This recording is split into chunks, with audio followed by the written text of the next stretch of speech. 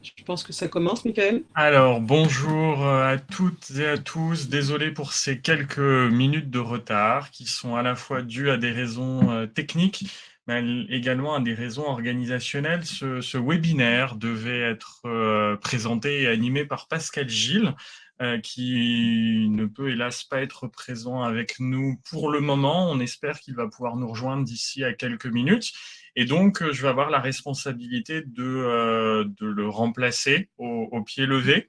Donc, on vous prie tout d'abord de nous excuser pour cette organisation qui va être un petit peu chaotique, mais malgré tout, on a tout préparé et on va pouvoir vous proposer un webinaire qui porte donc aujourd'hui sur la question suivante: comment faire de nos établissements des lieux de démocratie pour nos élèves?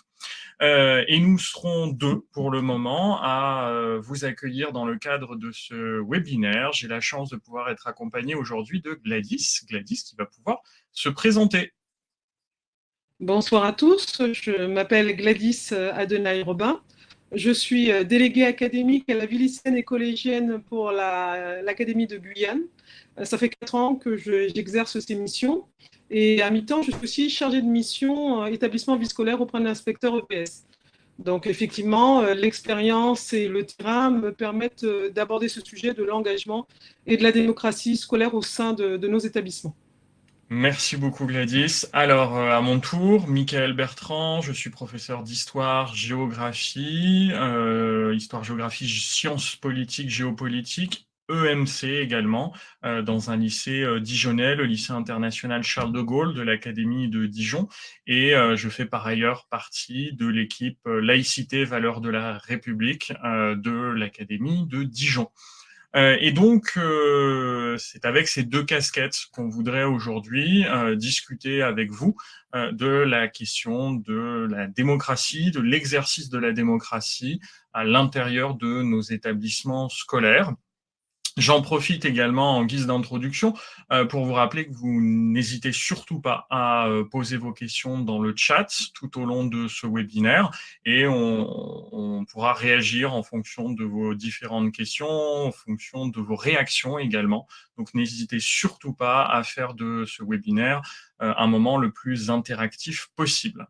Alors pour commencer, il nous semble quand même intéressant de définir, de poser quelques jalons de définition sur le sujet et tout d'abord de définir la notion d'engagement et peut-être la notion d'engagement scolaire.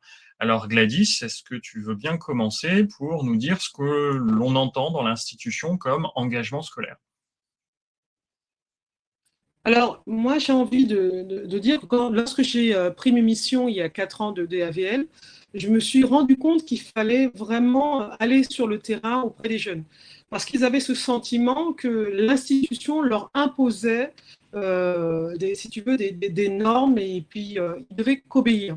Et qu'ils n'avaient aucun mot à dire sur ce qu'ils pouvaient faire au sein de leur établissement. Donc, il a fallu aller sur le terrain, écouter un peu nos jeunes sur ce que représentait pour eux l'engagement. Et au fur et à mesure, on a bien compris qu'il y avait des choses qu'ils avaient envie d'améliorer, ils avaient envie d'innover au sein de leur établissement. Et au-delà de ces projets, c'est aussi cette stature de l'élève, du lycéen, du collégien, qui était en train de s'affirmer, d'avoir une confiance en lui, d'avoir des idées et surtout d'être responsable par rapport à tout ça. Donc, il s'engageait non seulement à porter auprès des autres une idée et à tenir sur le long terme au niveau de l'année, et surtout à avoir, si tu veux, la parole donnée. Donc cet engagement, c'était tout d'abord un engagement personnel, qui était pour lui, mais aussi un engagement à partager avec les autres. Et c'était aussi une forme de responsabilité et d'autonomie. Donc, tout au long de ces années que j'ai pu faire avec ces jeunes autour de l'Académie de Guyane, je me suis rendu compte qu'ils avaient besoin aussi qu'on leur fasse confiance. Donc, l'engagement pour eux, c'est quand même quelque chose de personnel. Aussi, ils ont le droit à l'erreur. Ce n'est pas parce qu'on a décidé de faire quelque chose qu'on ne peut pas échouer, mais au moins, on a essayé. Donc, c'est ce que j'ai envie de te dire, c'est aussi un développement personnel pour eux au sein de leur établissement et ils s'approprient aussi cette vie qu'ils ont en collectivité et ces valeurs aussi de citoyens, de républicains qu'ils ont au sein de leur établissement. Ok, merci beaucoup. Donc on sent que c'est quelque chose d'important, c'est quelque chose qui est pensé au sein des établissements scolaires. Alors moi, je vais forcément apporter un petit peu le regard de l'enseignant sur ceci. Et puis, en fait, on a des études qui nous montrent que cette notion d'engagement, elle est présente dans nos établissements. On sait qu'on a beaucoup d'élèves qui s'engagent de différentes façons et on aura peut-être à revenir ensemble sur ces différentes façons. Mais on a aussi une forme de désengagement contre laquelle on essaie de lutter. Alors, quand je dis qu'on a des chiffres, c'est notamment une grande étude du CNESCO qui a été publiée en 2018, qui fait référence quand même sur le sujet de l'engagement des élèves et des jeunes de manière générale. Et à mon sens, il semble important quand même de relier pour le coup cette question d'engagement scolaire à la question de l'engagement non scolaire. C'est-à-dire qu'on se rend compte que nos jeunes ont très peu confiance dans le système politique actuel. Pour vous donner quelques chiffres, on a 25% des élèves qui n'ont pas ou peu confiance dans le système démocratique auquel ils appartiennent en France, et on a 80% des élèves qui ont peu ou pas du tout confiance au gouvernement. Et moi, cette question de confiance, qui a priori est extrascolaire, je la relie quand même à la question de la confiance envers les institutions scolaires. C'est-à-dire que quand on leur pose la question, on a quand même 49% des élèves de terminale, en l'occurrence, qui pensent que l'on ne tient pas en compte de leur avis dans les conseils de classe.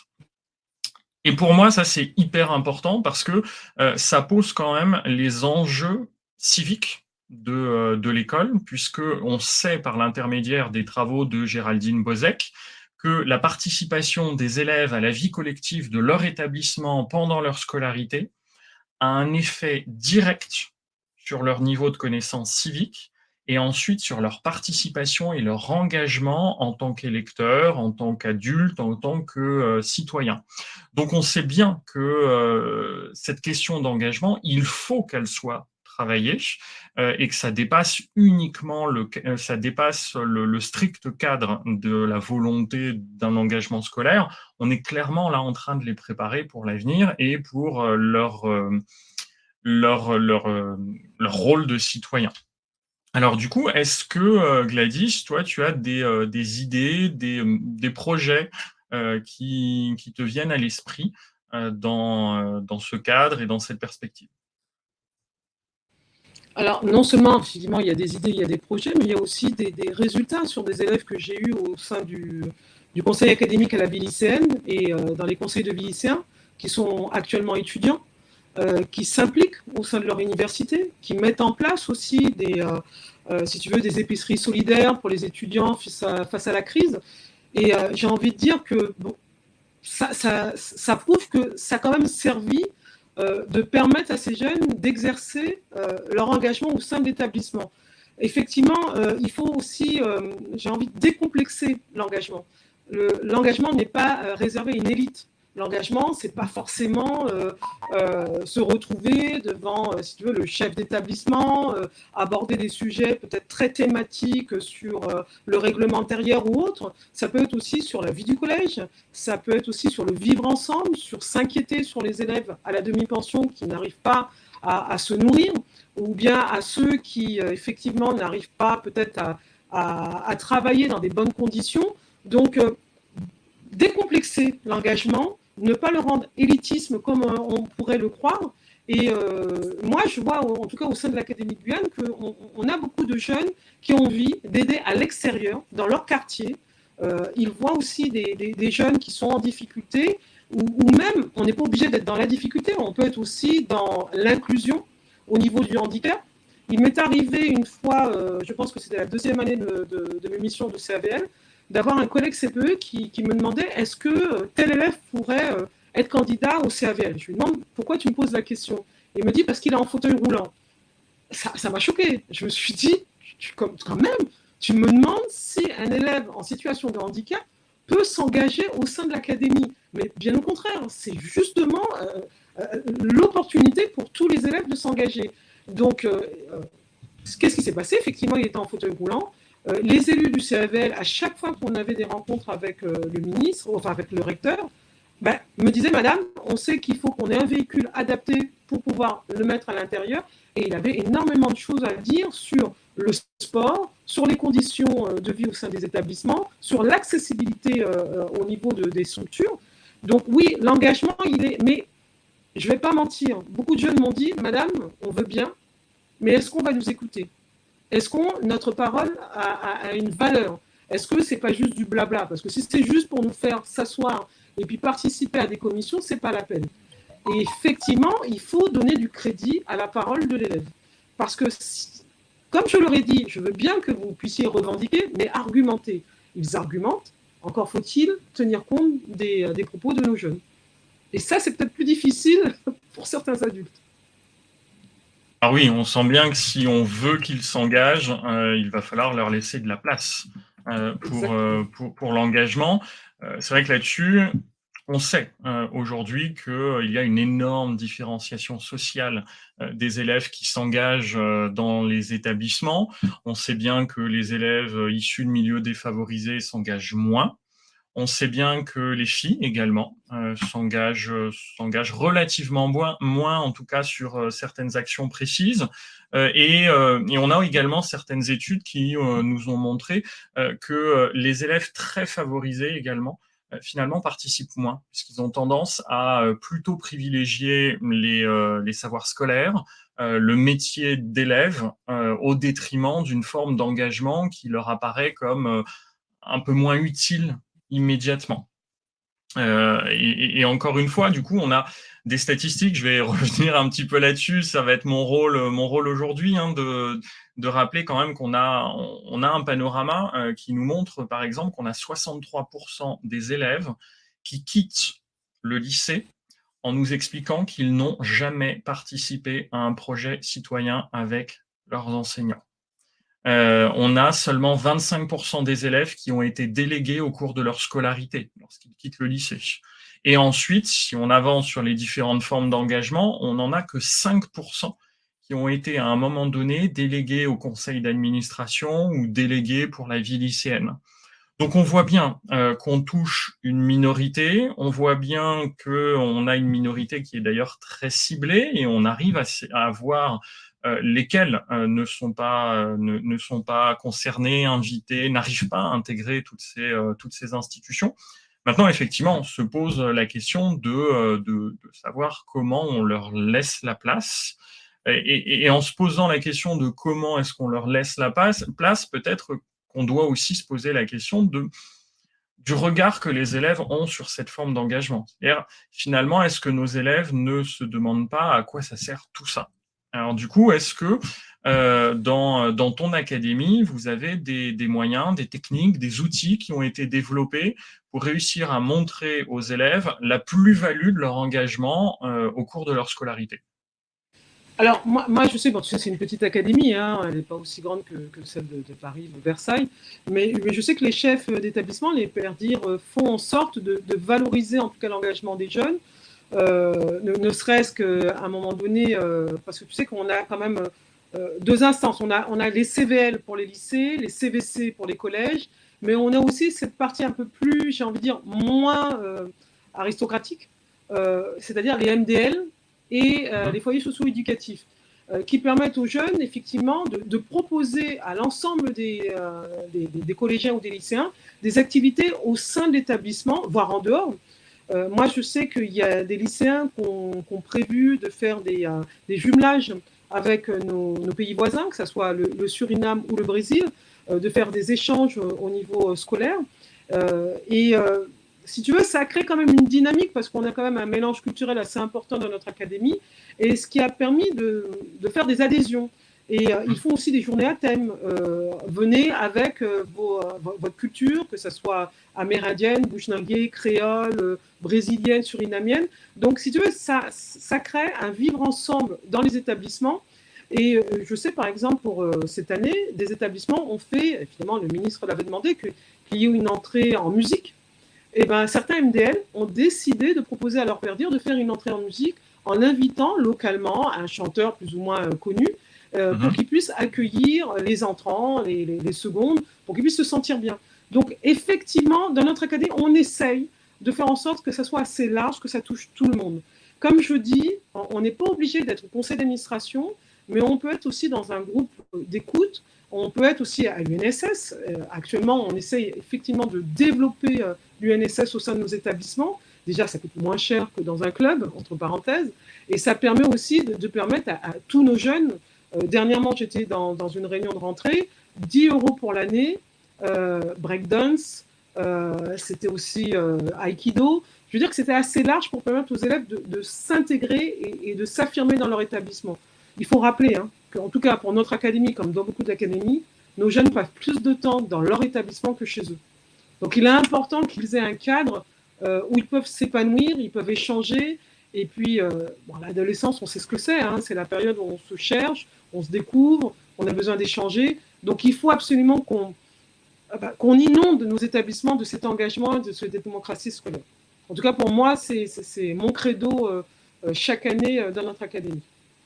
Ok, merci beaucoup. Alors, on a des réactions, merci beaucoup, dans le chat, et plusieurs réactions qui se rejoignent de collègues, de chefs d'établissement qui nous disent qu'en fait, c'est dur de laisser cette liberté dans les établissements, c'est dur parce que parfois des chefs d'établissement n'ont pas eu la formation pour, et puis pour tout le monde, c'est dur de lâcher. Parce qu'on est les adultes dans les établissements, on a une certaine forme d'expérience et en fait on a tendance à vouloir accompagner, voire suraccompagner nos élèves. Alors Pascal, justement, dans nos réunions préparatoires, nous avait expliqué que lui, il aimait bien, en tant que chef d'établissement, lorsqu'il avait accompagné ses élèves et ses institutions, laisser les élèves se planter, y compris parfois sur des choses qui vont nous paraître très institutionnelles. C'est-à-dire quand un CVL ou un CVC décide de mener une action qui nécessite l'intervention de la mairie, on va avoir tendance à se dire que c'est à l'adulte d'appeler le maire, d'appeler un adjoint, d'appeler les services municipaux, parce qu'il y a quand même des relations institutionnelles à tenir. Et finalement, c'est peut-être une erreur. Rares sont, de l'expérience de Pascal, qui nous racontait, rares sont les maires dans une commune à rappeler l'établissement en disant j'ai eu des adolescents au téléphone, ils n'ont pas respecté les règles, etc. C'était mal préparé. Non, les élèves, quand on leur laisse la responsabilité, ils s'emparent la plupart du temps de cette responsabilité, et même quand ils commettent quelques maladresses, la plupart des interlocuteurs ont quand même cette sagesse de comprendre qu'ils ont des jeunes en face d'eux, des jeunes en cours d'apprentissage, et que le but de tout le monde, qu'on soit membre d'une équipe éducative ou non, c'est d'accompagner ces jeunes. Alors, est-ce que tu as de ton côté des expériences comme ça où des jeunes sont mis en relation avec des partenaires extérieurs ? Nous travaillons beaucoup avec la collectivité territoriale de Guyane, qui est responsable de la construction des établissements scolaires. On travaille aussi beaucoup avec l'armée. Il faut savoir que le CSNJ est un partenaire avec lequel nous avons travaillé, par exemple, sur le concours armée-jeunesse. Oui, il faut accompagner nos jeunes, il ne faut pas non plus les laisser seuls, parce que moi, je sais que la plupart du temps, j'écoute leurs idées, je les accompagne, je les laisse s'exprimer. Souvent, ce que je dis, c'est si je parle trop, c'est que je ne fais pas mon boulot. C'est à eux de s'exprimer, c'est à eux d'être corrigés, de s'adapter. Et c'est pas évident. Je sais que c'est pas évident pour eux, mais c'est tellement gratifiant quand on leur répond, quand on prend en considération même leur erreur en leur disant effectivement vous vouliez dire ça plutôt que ça, donc on est d'accord, revenez et retravaillez votre projet. Je peux t'assurer que à 100% ça réussit. Ça réussit. Et j'ai vu une remarque sur la rentrée en musique. Effectivement, c'était une idée du ministre, mais les élèves l'ont adaptée à leur idée. C'est-à-dire que, en tout cas, chez nous, c'est arrivé, il y a eu des tambours, il y a eu des danses traditionnelles, vraiment pour pouvoir décomplexer cette rentrée et montrer que tout est ouvert au niveau des maisons des lycéens et de l'engagement, des propositions. Mais on a des chefs d'établissement qui sont très très proches quand même des CBL et qui savent très bien que si on veut un climat scolaire serein, il vaut mieux effectivement avoir ces instances qui fonctionnent, que ce soit le CBL, le CBC, la MDL ou FSE, pour, lorsqu'il y a effectivement un gros couac, une tension, qu'on puisse avoir des représentants reconnus. Et ça, c'est important. C'est-à-dire que lorsqu'on fait les votes, il ne faut pas qu'on ait 3% de votants. Ça, c'est dur. Donc, moi, je sais que l'an dernier, avec la situation Covid qu'on avait connue, des élèves sont venus vers moi en me disant « Madame, il faut qu'on utilise Pronote.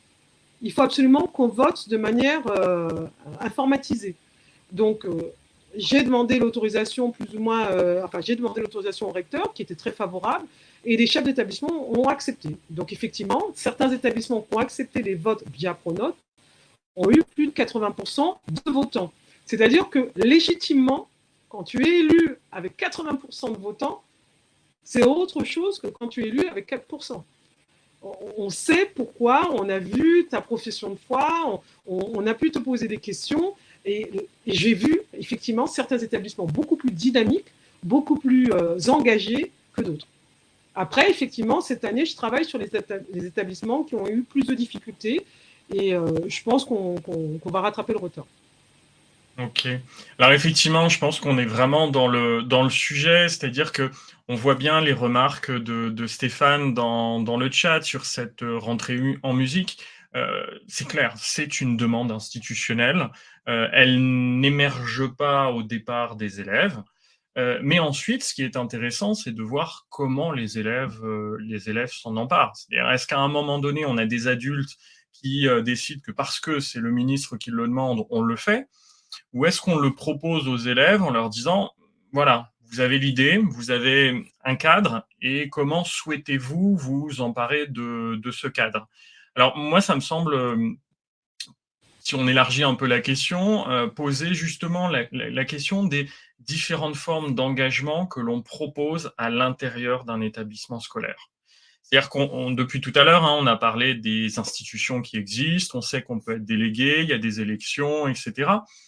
Mais ensuite, il y a plein d'autres formes d'engagement que l'on a commencé à évoquer ensemble, sans que ce soit associé à une élection, sans que ce soit associé à une responsabilité qui dure toute l'année. Ça peut être aussi une forme d'engagement sur 15 jours, sur une action, sur 3 mois, sans avoir forcément un statut particulier qui amènerait une espèce de légitimité.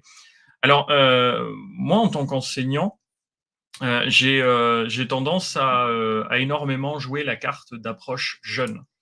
Puisque finalement, ce que j'observe chez mes élèves, c'est une forme de censure liée à l'âge. C'est-à-dire que même quand on leur répète qu'ils ont le droit de s'emparer du pouvoir et qu'ils ont la possibilité d'avoir des responsabilités, ils nous expliquent quand même que il y a des adultes. Et que de toute façon, les adultes manient suffisamment bien la parole et le fonctionnement institutionnel pour toujours arriver à ce qu'ils souhaitent faire. Et finalement, dans le cadre de l'EMC, moi, je l'ai fait par exemple participer tous les ans au prix Liberté. Alors le prix Liberté, c'est un prix qui est porté par la région Normandie, qui est mis en œuvre par l'Institut international des droits de l'homme et de la paix. Et l'objectif, c'est de donner la possibilité à tous les élèves de pouvoir porter un projet qui leur tient à cœur, des personnalités qui leur tiennent à cœur, pour montrer que des jeunes s'engagent, et parfois s'engagent très très tôt. Alors, l'une des personnes qui a été honorée par ce prix, c'est évidemment Greta Thunberg, il y a déjà quelques années. Et on rappelle que du coup, Greta Thunberg a commencé à militer à l'âge de 15 ans. Pendant longtemps, on avait Malala, qui était l'égérie de l'engagement des enfants, des adolescents. Depuis quelques années, c'est Greta Thunberg. Et finalement, en inscrivant mes élèves à ce concours, je me rends compte qu'ils ont beaucoup de références. Moi, l'année dernière, par exemple, ils m'ont présenté Melati et Isabelle Witchson. Ces deux jeunes filles ont 10 et 12 ans. elles ont fondé une ONG à 10 et 12 ans. Une ONG qui s'appelle Bye Bye Plastique. Et en fait, elles ont réussi à faire interdire l'usage des sacs en plastique sur l'île de Bali. Elles ont réussi à faire plier leur gouvernement. Ça a été compliqué, hein, elle raconte à quel point ça a mis du temps. Et aujourd'hui, finalement, cette ONG, c'est devenu une ONG internationale. Et au-delà de ces deux jeunes filles, eh ben, on a plein d'exemples.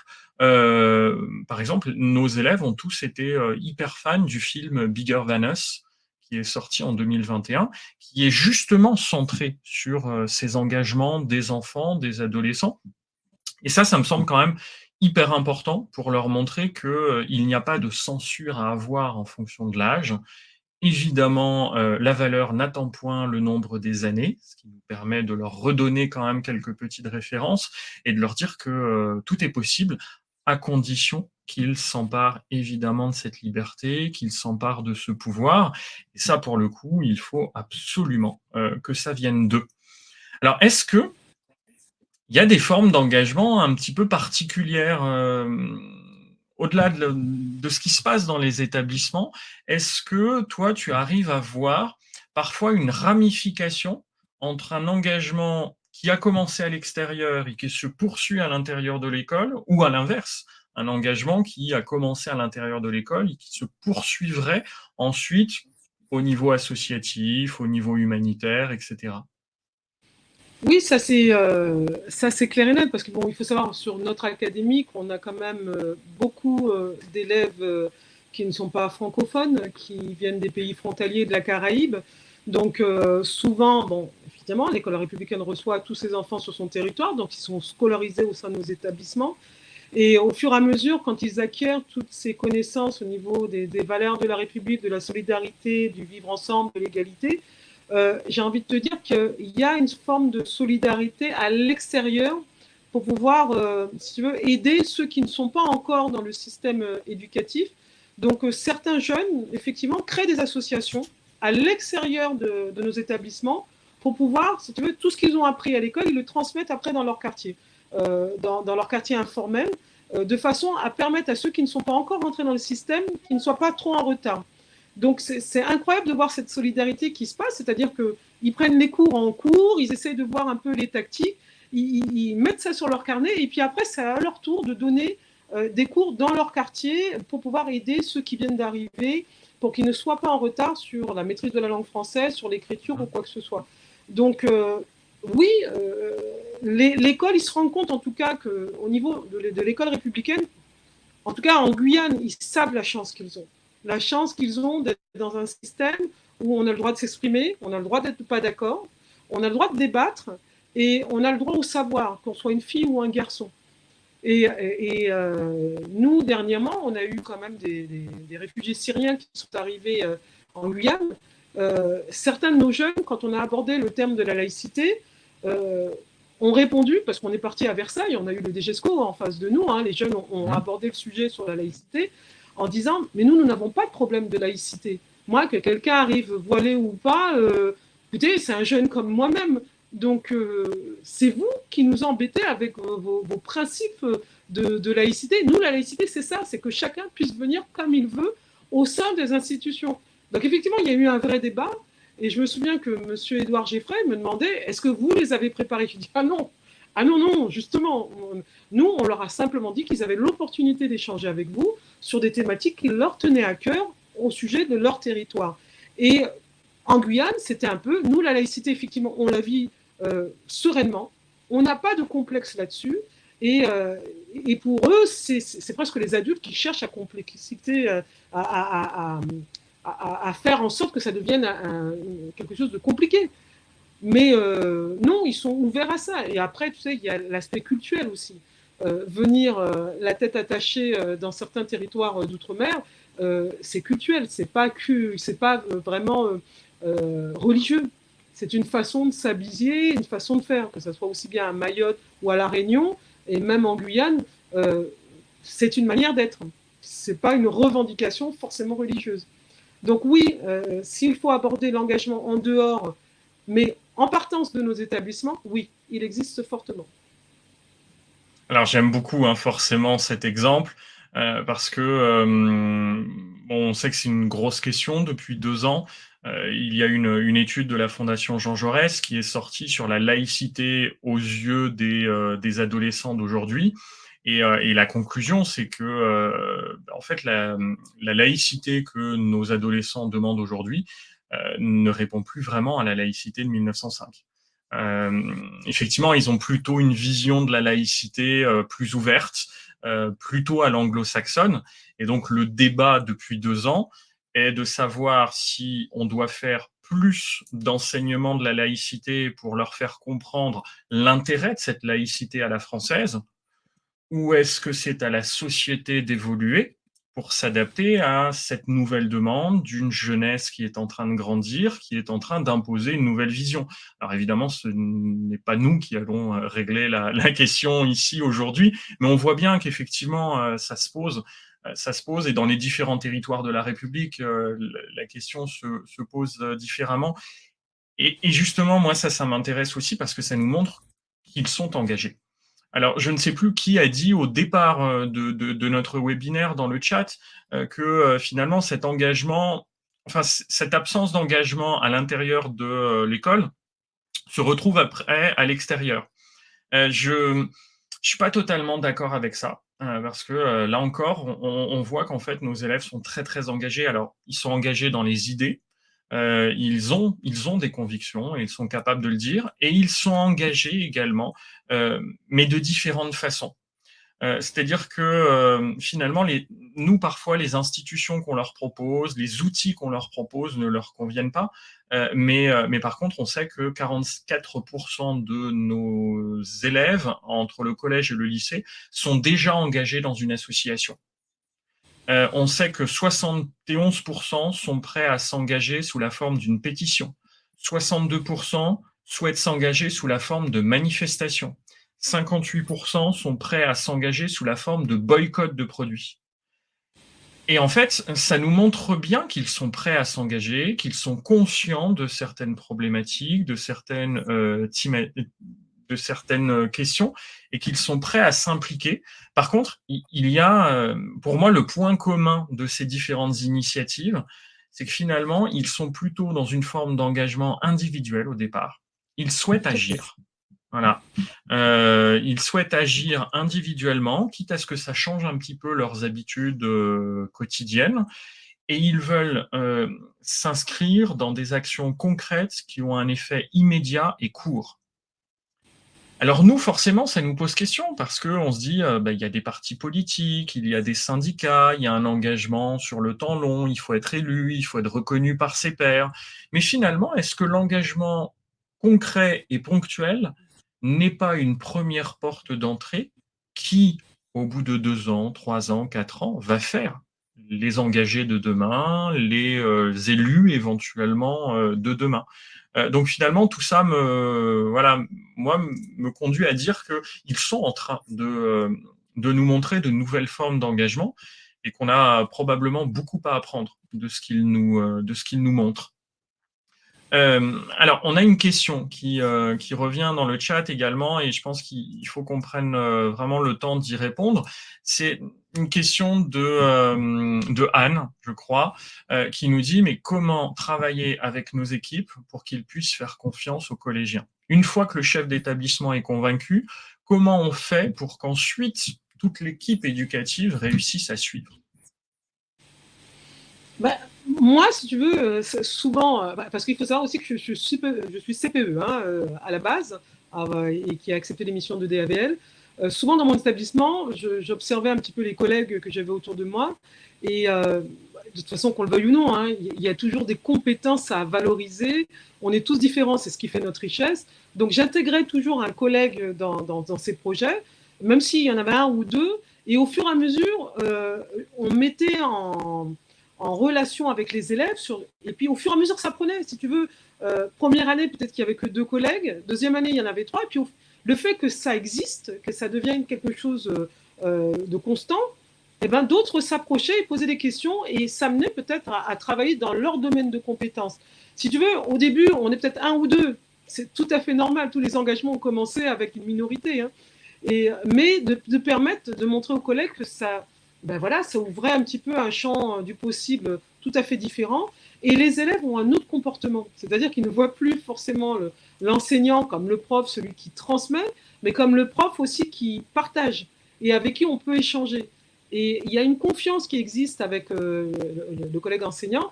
Et j'assure, moi, depuis le temps que je suis dans l'éducation nationale, que le climat scolaire change radicalement.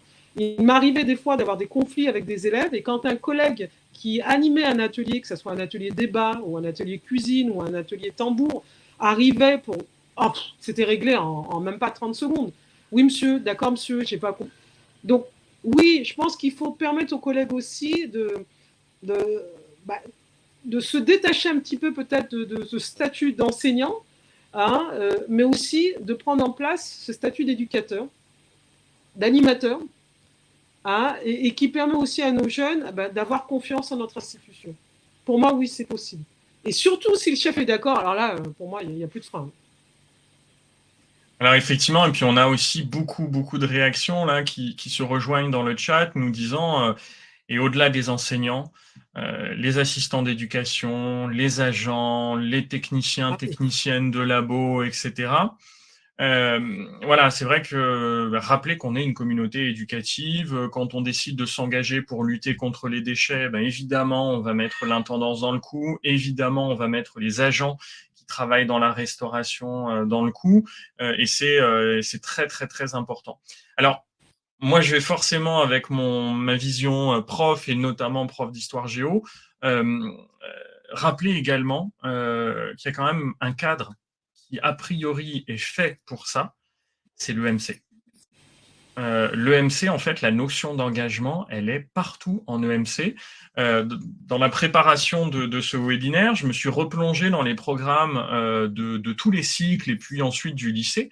Et en fait, dans les compétences en EMC, on a explicitement, je cite, s'engager et assumer des responsabilités dans l'école et dans l'établissement. Mais on a aussi prendre en charge des aspects de la vie collective et de l'environnement, développer une conscience civique, savoir s'intégrer dans une démarche collaborative, être responsable de ses propres engagements, être responsable envers autrui. Et quand on passe au lycée, on passe à une réflexion justement autour de l'engagement pour expliquer qu'aujourd'hui, le lien social est peut-être en train de se casser, faute d'engagement, et qu'il faut essayer de renouveler ces différentes formes d'engagement. Et pour moi, l'EMC, c'est clairement une porte d'entrée. Alors attention, je ne voudrais pas que ça soit vu comme une façon de faire la promotion du travail du prof d'histoire géo, parce qu'en fait, pour moi, justement, c'est exactement l'inverse. On sait, chef d'établissement, que beaucoup, souvent, utilisent l'EMC parce que c'est un petit créneau, comme une variable d'ajustement dans les emplois du temps. Et que parfois on utilise l'EMC pour combler un poste, sauver un poste, etc. Le problème, c'est quand on fait le bilan avec les élèves de l'enseignement de l'EMC, c'est toujours catastrophique. Voilà, moi, c'est une des premières questions que je pose quand j'accueille les élèves en lycée, en seconde, en leur disant qu'est-ce que vous avez fait en EMC. J'en ai quand même une bonne moitié qui me disent quoi. Voilà. L'autre moitié me dit c'est un cours. C'est un cours comme un autre qu'on intercalait. Alors, c'était fait par le prof d'histoire géo. Il l'intercalait entre de l'histoire et de la géographie. Et pour moi, ça, c'est pas possible. C'est clairement pas possible parce que dans les textes tels qu'ils sont faits actuellement, l'EMC n'est plus vraiment pensé comme un enseignement et surtout pas comme un enseignement magistral. Il est conçu comme étant un espace d'engagement pour les élèves où on va valoriser la prise de position personnelle à l'oral, à l'écrit, le développement de projets individuels, collectifs. Alors, je sais que derrière tout ça, il y a quand même des questions très matérielles quand il faut organiser les emplois du temps. Mais est-ce qu'on ne pourrait pas utiliser vraiment l'EMC au service d'équipes qui sont déjà convaincues et qui vont porter des projets et qui petit à petit vont justement pouvoir convaincre d'autres collègues, intégrer d'autres personnels. Il y a à mon avis quand même énormément à faire sur ces questions.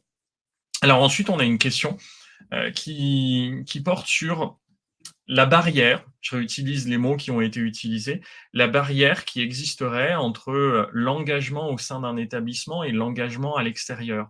Finalement, la remarque du ou de la collègue est de dire est-ce que finalement, parfois, il n'y a pas un petit peu de pudeur de la part des élèves de se dire que l'école, c'est le milieu très académique et finalement, ce qu'on fait à l'extérieur de l'école n'a pas à rentrer en ligne de compte à l'intérieur de l'école. Comment on fait pour régler cette dichotomie? Oui, euh, je suis d'accord, il faut. Je sais que depuis 4 ans, effectivement, au sein de l'académie, on tente de travailler avec les partenaires. Et c'est vrai que quand on arrive à dynamiser les MDL qui travaillent avec des partenaires extérieurs, ça décomplexe un petit peu. C'est-à-dire que ce soit aussi bien sur un plan culturel, artistique, ou bien même avec les entreprises, hein, ça décomplexe un petit peu. Mais c'est vrai, on ne va pas mentir que l'école reste quand même une institution assez si tu veux, cloisonnée pour nos élèves. C'est l'école. Là, c'est l'école. Dehors, c'est le quartier, c'est le quartier.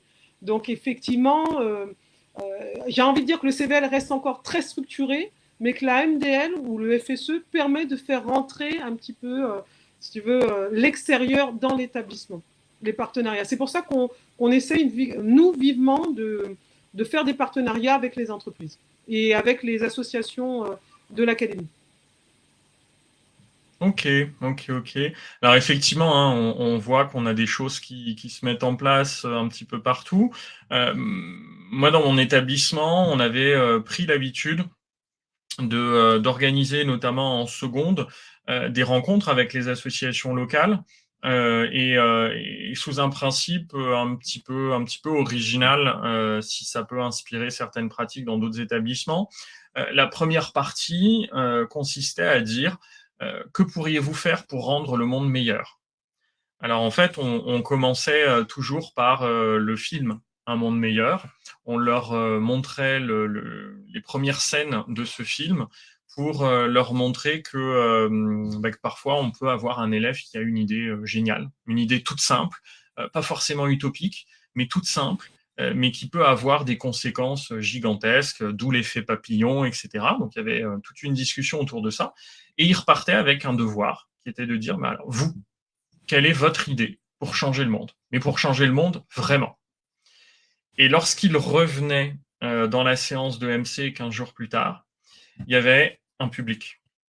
Un public composé de représentants associatifs locaux qui sont là pour les écouter pendant 2 heures et leur dire, bah, écoute, voilà, très intéressante ton idée, ça nous semble possible, ça nous semble pas possible, mais qui surtout termine la séance en disant, bon, bah, très bien. Maintenant, nous, on vous dit qui on est et nos portes sont ouvertes. Voilà. Donc, votre idée, là, nous, elle nous intéresse. Alors, en fait, si vous voulez, on continue la discussion mercredi après-midi dans nos locaux. Là, cette idée, nous, on a peut-être, a priori, c'est pas notre créneau, mais on peut vous conseiller d'autres associations où on a des subventions et on peut vous donner des moyens, on peut vous donner du temps, on peut vous donner de l'expertise. Et en fait, voilà, encore une fois, ça part des élèves, ça permet de rencontrer du tissu associatif extérieur. Et là, finalement, l'école ne joue le rôle que d'un tremplin. On dit à nos élèves, voilà, nous, on a initié votre réflexion et maintenant, continuez à aller vous épanouir à l'extérieur. Et puis, on espère qu'ensuite, vous allez revenir avec toutes ces compétences encore plus riches à l'école. Mais alors, du coup, se pose la question de la valorisation. Comment fait-on, et est-ce à l'école, de valoriser ces formes d'engagement, y compris lorsqu'elles sont à l'extérieur? Alors, c'est vrai que c'est une question qui m'est revenue souvent. Madame, à quoi ça sert? Est-ce que ça va me rapporter quelque chose? Ça va me permettre sur Parcoursup, qu'est-ce que ça m'apporte? Est-ce que vraiment je vais gagner? Alors, oui, effectivement, il y a une reconnaissance sur Parcoursup de l'engagement, que ça soit, qu'importe, que ce soit CBL, MDL ou bien même dans une association interne dans l'établissement. Mais au-delà de ça, ce que j'essaie de leur faire comprendre, c'est que en termes de développement personnel, de confiance en soi, ça leur apporte énormément. Ils peuvent argumenter, c'est-à-dire On n'est pas obligé forcément de leur donner un papier en disant oui, à assister au conseil d'administration, mais c'est à eux. Et c'est bien aussi cette réforme, enfin personnellement pour moi, du bac sur le grand oral, de pouvoir argumenter, d'expliciter ce qu'ils ont fait. Et ils le vivent. C'est-à-dire qu'ils se remémorent tout ce qu'ils ont connu, les obstacles, les compromis qu'ils ont dû mettre en place, les débats. Et ça les fait grandir. Parce qu'au-delà de ça, notre société actuellement, au-delà des diplômes, elle demande quand même des jeunes qui savent se défendre, qui savent se vendre et argumenter. Donc évidemment, on peut avoir un bac plus 5, un bac plus 10, ça c'est très bien. Mais aujourd'hui, il y en a tellement qui en ont que qu'est-ce qui fait la différence? Et cette différence, elle est aussi sur qu'est-ce que j'ai pu faire, qu'est-ce que j'ai pu défendre et comment j'ai pu exister en tant qu'effectivement écolier, collégien, étudiant et aujourd'hui comme citoyen à part entière. Donc oui, ça leur apporte dans tous les cas, mais il ne faut pas leur mentir. Moi, je sais que quand je suis en phase 2, je leur demande souvent de quoi avez-vous besoin? Comment voulez-vous qu'on vous aide? Et qu'est-ce que vous voulez concrètement? C'est une génération zapping aujourd'hui. Hein. Il ne faut pas leur faire un cours magistral de 4 heures. Hein. On les a perdus au moins de 30 minutes. Hein. Aujourd'hui, il faut que ça réponde du tac au tac. Et souvent, et je le dis humblement, j'apprends beaucoup d'eux. J'apprends énormément d'eux. Je suis assez éloignée de l'actualité des réseaux sociaux. Mais alors, des fois, je suis sur les genoux hein, quand je vois ce qu'il y a dans cette actualité. Et je pense que cet échange avec eux nous grandit aussi ensemble. Voilà, ce système intergénérationnel est important et crée vraiment une solidarité, une confiance. Alors c'est vrai que on voit toujours hein, on est finalement peut-être en train de construire des choses, non seulement pour eux, mais avec eux, et y compris sur cette forme de valorisation.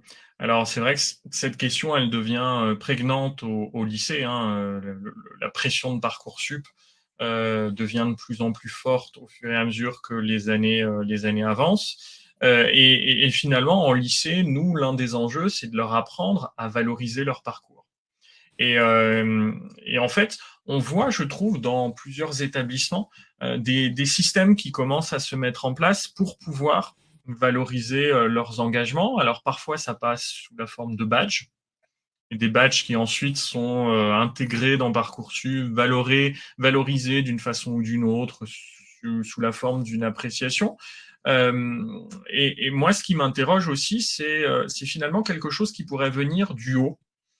On sait par exemple que dans les instituts d'études politiques, désormais, l'engagement est intégré comme une composante à part entière. C'est-à-dire que les étudiants ont du temps dans leur cursus qui est vraiment dédié à une forme d'engagement et il faut qu'ils s'engagent d'une façon ou d'une autre, ils doivent rendre un rapport, etc. Est-ce que tu penses que ces formes d'engagement avec du temps dégagé pourraient à un moment donné trouver leur traduction dans l'enseignement secondaire au collège et au lycée? Je ne sais pas, je pense que c'est un sujet qu'on devrait aborder avec eux. Il faut qu'ils nous donnent leur vision des choses, hein, parce que tu sais que les jeunes, quand tu leur imposes quelque chose, direct, ils disent non. Hein. Ça, ils sont dans leur rôle. Je pense qu'il faut débattre avec eux, il faut voir, parce que pour eux, c'est naturel à un moment donné. S'engager, on n'a pas à me dire de m'engager. Si je le fais, c'est parce que j'y crois, je veux le faire, et j'ai pas forcément besoin qu'on me dise c'est bien. C'est parce que je voulais le faire. Donc, je sais pas, ça mérite un sujet, un débat. Je pense que j'aborderai ce sujet avec eux dans les inter-CVL et inter-CVC pour avoir leur ressenti. Parce que moi, je le dis souvent, hein, tu sais qu'une génération, avant, on pensait que c'était 10 ans. Maintenant, j'ai l'impression que c'est tous les 5 ans qu'on a une nouvelle génération. Donc, les points de vue changent énormément. Et je pense que, quand je le rappelle, hein, il faut être humble parce qu'on apprend énormément d'eux. Leur vision du monde n'est pas du tout la même que la nôtre. Les enjeux ne sont plus les mêmes. Je ne sais pas si tu as remarqué, beaucoup de jeunes diplômés renoncent à leur diplôme, renoncent à travailler dans de grandes sociétés pour répondre à leurs valeurs, c'est-à-dire le développement durable, la protection de l'environnement, faire quelque chose de concret pour eux. Donc nous, ça nous déstabilise parce que nous, on a toujours été très formatés sur, bon, tu fais des diplômes, tu rentres dans une entreprise, non, eux, c'est fini, c'est plus ça. Donc, je pense réellement que ça vient d'eux. Je veux m'engager parce que j'y crois, tout simplement. Ne me dis pas que c'est parce qu'on m'a dit non. Enfin, pour moi, c'est mon point de vue. Il faut les laisser parler. Voilà. Alors, merci. On a plusieurs témoignages, hein. Merci beaucoup dans le chat qui nous donnent des exemples de projets qui ont mené à des formes d'engagement, à des formes de travail, de coopération avec des associations de quartier. Et finalement, ça s'est traduit par une forme d'engagement, mais aussi par un travail, en fait, des élèves, un investissement qui devient un investissement scolaire. Et ça, c'est aussi quand même un aspect très, très intéressant de se rappeler que nous, en tant qu'éducateurs, membres d'une équipe éducative, ce qui nous intéresse aussi, c'est pas seulement qu'ils s'engagent pour s'engager, c'est qu'ils utilisent ce biais pour continuer à apprendre. Et on voit bien là par les exemples qui nous sont donnés alors par Sandrine, que finalement, ce projet dédié à une forme d'engagement a fini par se traduire par un travail scolaire sur la prospective en géographie, et c'est dans les programmes, en fait. Finalement, on fait le programme sans en avoir l'air, ce qui m'invite finalement à revenir sur un aspect qui nous travaille aussi quand on est dans les équipes laïcité, valeurs de la République. C'est-à-dire comment on arrive à utiliser l'engagement pour faire passer ces valeurs républicaines que l'on doit faire passer, qui nous tiennent à cœur, qui sont en haut de la liste des compétences des enseignants et du personnel éducatif de manière générale. Comment on arrive à faire le lien entre l'engagement et l'adhésion de nos élèves aux valeurs de la République? Ben, moi, j'ai envie de te donner un exemple. Nous avons travaillé avec, si tu veux, l'armée, puisque bon, nous avons quand même le RSMA, on a aussi 3e REI en Guyane. Et à un moment donné, on a fait un projet sur, si tu veux, le développement durable sur les sites d'orpaillage clandestin, avec le mercure qui abîme la forêt amazonienne, qui est un gros fléau chez nous. Donc, avec des élus du CVL et du CAVL, nous avons monté un projet. Et la problématique pour rentrer dans le site de l'armée, c'était qu'il fallait que nos jeunes soient français. Et là, ça m'a causé un problème. Et à un moment donné, lors de la convention, j'avais retiré, si tu veux, cette notion d'être français, mais ils l'ont vu, ils l'ont remis. Et j'étais obligée de parler avec les responsables en disant, le problème, c'est que nous recevons sur notre territoire une majorité d'enfants qui n'ont pas la nationalité française, mais qui croient fortement aux valeurs de la République, aux valeurs de la laïcité, et qui veulent aussi participer à ça, et qui sont conscients de la chance qu'ils ont d'être sur un territoire où on peut... où on a le droit d'être formé, on a le droit de s'engager sans avoir une pression politique ou autre. C'est un droit régalien d'être à l'école, d'avoir ses valeurs républicaines. Ça a été accepté, c'est-à-dire qu'on a accepté que ces jeunes puissent venir. Et à la fin, il y a eu un débat aussi sur le sentiment d'appartenance à la France, avec les légionnaires aussi. Et ça a enrichi ces jeunes-là. Parce qu'ils se sont dit, nous, on sait ce que c'est de ne pas être français, mais on sait ce que c'est d'être sur un territoire français où on a la chance de vivre ça. Donc, tu vois, à travers quand même nos établissements, on a cette possibilité de partager nos valeurs et de faire en sorte que ces jeunes y adhèrent. Et pas de manière contrainte, mais vraiment parce qu'ils voient cet avantage qu'il y a. Et souvent, lorsqu'ils vont demander leur naturalisation, hein, ils auront cet argument-là, de dire, voilà, j'ai pu m'engager sur ces secteurs-là, j'ai pu avoir cette connaissance-là. Donc, je pense que c'est une plus-value pour nous. Merci beaucoup. Alors, je pense qu'on va arriver à la fin de ce webinaire.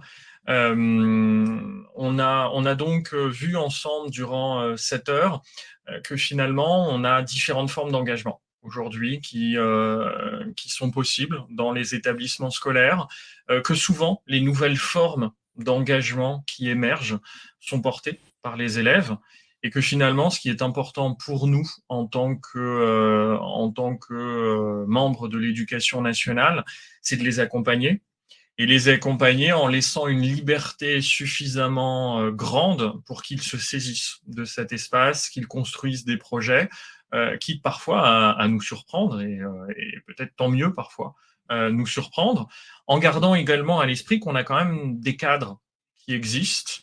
On a des référents dans les différents rectorats, comme il a dit, qui aident, qui accompagnent les équipes au quotidien. On a également toutes les institutions qu'on a évoquées, CVC, CVL, Maison des lycéens, etc., qui sont là pour nous aider. On a les programmes qui incluent cette forme d'engagement. Et donc, du coup, à l'intérieur de ce webinaire, on espère aussi que vous avez pu repartir avec quelques idées à l'intérieur d'une boîte à outils. Quelques idées à souffler à certains enseignants parfois pour qu'ils mettent en place certains projets, quelques idées à mettre en place dans le cadre de l'accompagnement des différentes institutions. Donc voilà, merci encore à toutes et à tous.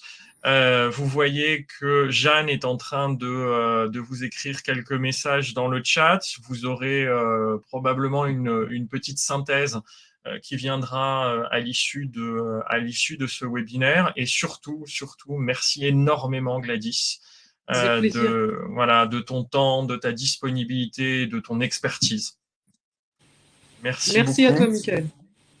Et à bientôt à tout le monde. Bonne soirée. Bonne soirée. Au revoir à tous. Au revoir.